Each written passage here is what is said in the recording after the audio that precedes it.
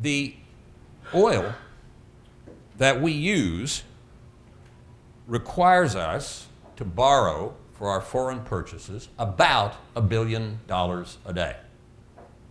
The country to borrow about $1 billion a day. To import oil, we borrow for the last several years something between $350 and $400 billion a year. Far and away the largest share of our balance payments problems and all the rest.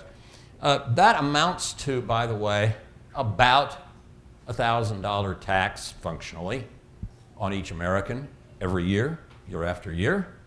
And that's not a tax that you're paying to Richmond to build roads in Virginia or to Washington to pay the Marine Corps.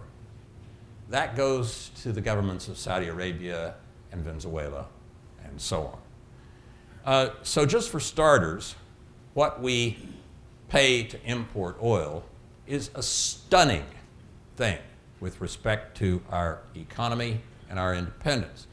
Now, can we get out of this by drill, baby, drill, by drilling more ourselves?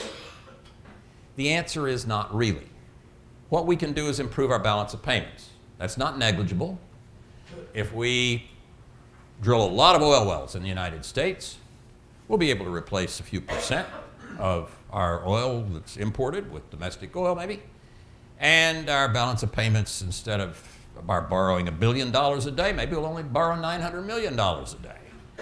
But it doesn't change anything fundamental. Why? Well, to go along with oil's monopoly of transportation, we have OPEC's Cartel, otherwise known as the Conspiracy and Restraint of Trade, that controls that monopoly. So if we drill more and our share of the world's oil increases, and OPEC doesn't like that, they will just adjust their output one way or the other, doing exactly what John D. Rockefeller used to do at the beginning of the 20th century. They'll adjust their output depending on whether they want the price to go up or the price to go down. Sometimes they want it to go down in order to undercut competitors. Sometimes they want it to go up to milk more from our pockets. But they do pretty much what they want because they lift oil, in the Persian Gulf anyway, for a very few dollars a barrel, $4 or $5 a barrel. The rest of OPEC lifts it for under $10 a barrel. We lift it for several tens of dollars a barrel.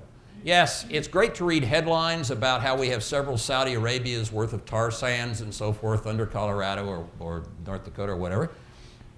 But the production costs of that and OPEC's huge control of reserves means that they are in the driver's seat.